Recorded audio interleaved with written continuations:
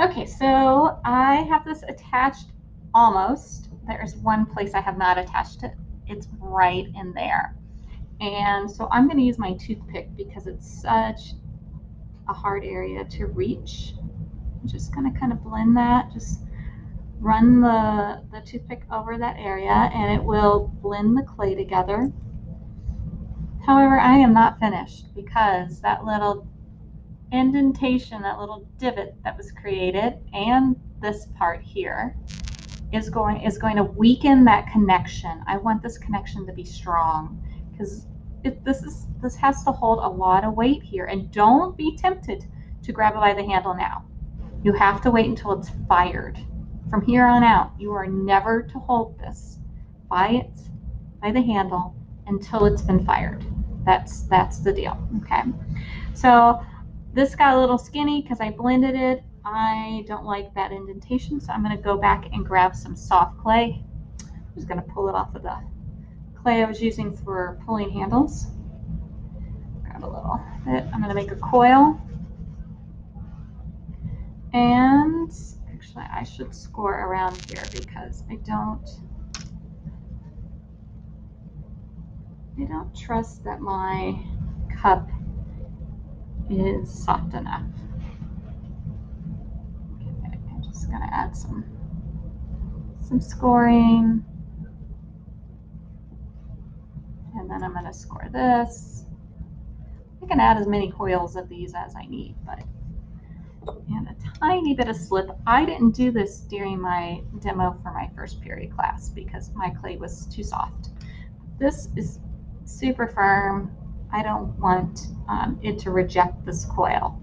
And I'm going to take this coil, holding on the inside. Remember how we did the kind of filled in that area in the inside of our cup?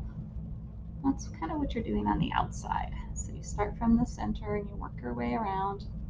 See, I didn't need that extra stuff. And like this will just pop off. I have to really blend it. Really commit and make sure there's no air pocket underneath. I do this to all my mugs, even the ones I throw in the pottery wheel. I always reinforce the handle because I've had the handles break. And this usually works pretty well.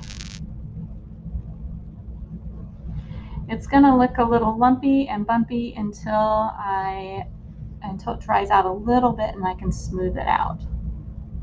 So these are all things you would take care of before you end up turning in the mug for me to fire. It's really hard to smooth things out after it's been fired.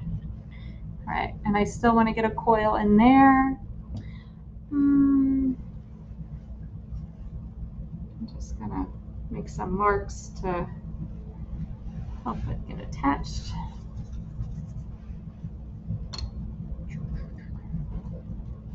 Okay, and just using a tiny bit of slip, nothing crazy. It's a pretty big coil though, so I feel like that's a little too big for that area. I'm just trying to fill in that little groove. I want it to be thicker where it's attached.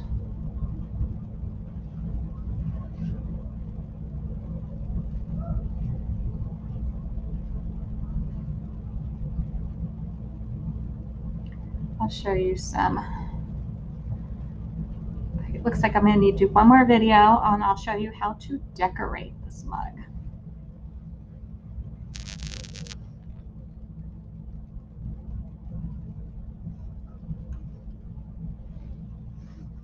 So I'm going to blend all this together. And then there you can see it's not blended quite yet, so we don't want it. We want it to all look like it came from one piece of clay.